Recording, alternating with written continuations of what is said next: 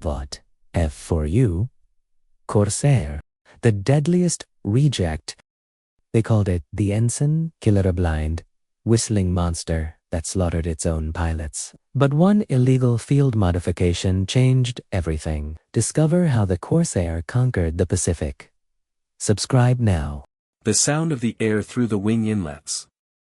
It was a haunting howl that signaled the end. The Corsair was no longer a clumsy, blind student. It was the fastest gun in the Pacific theater. In the Great Marianas Turkey Shoot, it took blood. The Hellcat held the line, but the Corsair hunted. It carried twice the weight of any other fighter. It became a bomber that could outrun the interceptors. Marine pilots used it to support the mud-stained infantry. The roar of the R-2800 meant help was coming. From Iwo Jima to the shores of Okinawa's peaks. The Corsair stayed in the fight when others faded. It was the only fighter to serve through Korea. The jet age arrived, but the prop-driven legend remained. It transitioned from a killer of men to a savior. The pilots who once feared it now loved it. They forgot the early graves and remembered the victories. The F4U had a kill ratio of 11-1. 2,000 Japanese planes fell to its 6 guns. The war ended, and the engines went silent forever. The great gull wings were folded for the last time. Most were melted down into scrap for the peace. But the ghost of the whistling wind still lingers. It was a plane designed by math but corrected. It was perfected by the mechanics in the tropical rain. The Corsair was the soul of the Pacific War. It was a beautiful monster that demanded total perfection. If you gave it your best, it gave immortality. It stands today as a monument to American steel. A crooked wing and a heart of pure fire. The Ensign Killer that became the king of skies. The Whistling Death remains a legend of the blue. A story of how we tamed the impossible wind. The beast had finally been tamed by field grease. This is the second half of the cinematic documentary script, focusing on the Royal Navy's intervention, the return to the carrier decks, and the Corsair's ultimate legacy as a legend of the Pacific. Across the ocean, the British Royal Navy was desperate. Their own carrier fighters were slow and aging relics. The Seafire was beautiful but had legs of glass. Its landing gear snapped on the pitching wooden decks. The Americans offered the Corsair as a grim gift. The Royal Navy took the beast with open arms. British pilots faced the same wall of blind noise. But they could not afford to stay on land.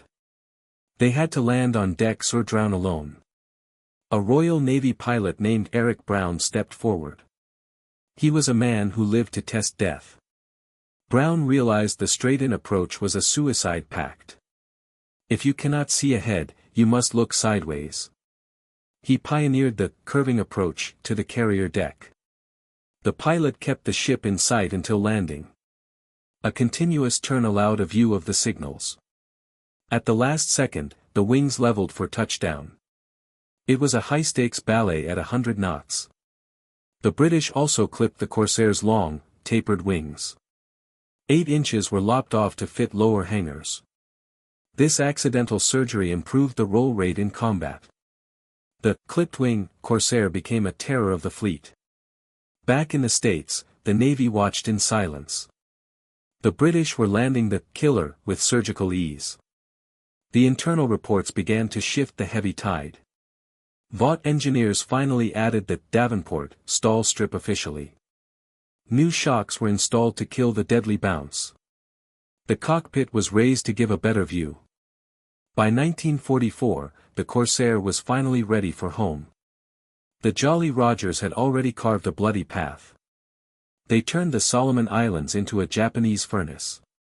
The skull and crossbones became a symbol of doom. The Japanese called the F4U the Whistling Death now. The Americans lost 8 planes for 1 single zero. The Corsair felt sluggish against the nimble Japanese fighters. It could not turn with the light and airy Zero. Every time a pilot turned, he found a grave. The Whistling Death seemed like a cruel, sick joke. The fighter was too dangerous to fly or fight.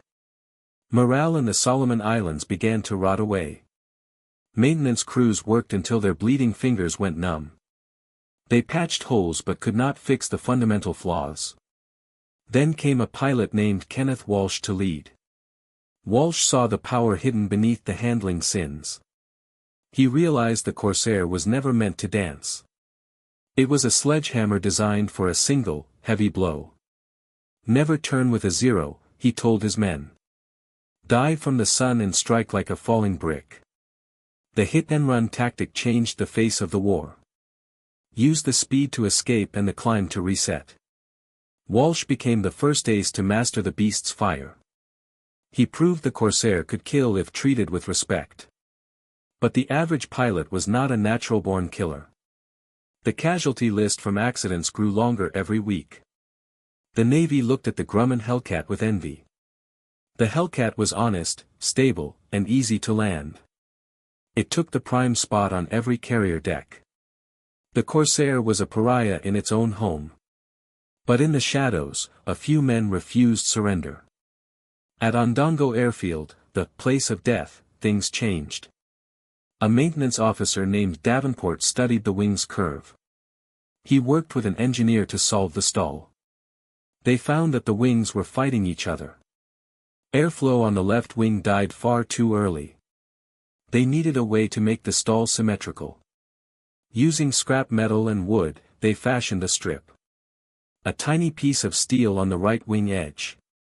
It was a crude fix for $1 million problem. Blackburn authorized a test on a single, weary plane. The results were nothing short of a scientific miracle. The snap roll vanished, replaced by a gentle mush. The sky over the Pacific was a jagged graveyard. The Japanese Zero ruled the air with effortless grace. American pilots needed a miracle to survive the fight. Vought engineers answered with a monster made of steel. They built the F4U Corsair to outrun the wind. A massive engine was bolted to a prayer and wings. The Pratt Whitney R-2800 was a brutal masterpiece. 2,000 horses roared inside a cold, metal heart. To clear the massive prop, the wings bent low. The iconic gull wing design was born from pure necessity. It looked like a predator ready to strike the sea. But the Corsair was a beast that hated its masters. On the ground, it was a blind and bucking nightmare. The long nose blocked the pilot's view of everything. Coming into land was a gamble with certain death. Early test flights revealed a dark and hidden soul. The aircraft would stall without a moment of warning. One wing would drop while the other still pulled. The resulting snap roll sent many boys to heaven. The Navy called it the Ensign Killer in hushed tones. Carrier decks were too small for such a demon. If the landing was off, the gear would bounce. The Corsair would leap back into the unforgiving air. It would flip and burn before the deck crews moved. The brass decided the ship was no place for it. They gave the rejected fighter to the United States Marines. The Leathernecks were used to taking the Navy's scraps. They operated from the mud and grit of island strips. Henderson Field became the Corsair's first Real-proving ground. But the transition from training to war was bloody. February 14th should have been a day for lovers. Instead, it became the St. Valentine's Day Massacre. A flight of Corsairs escorted bombers to Bougainville Island. They were high, fast, and confident in their new birds. Then the Zeros dropped from the clouds like silent ghosts. The engagement was a one-sided slaughter in the blue.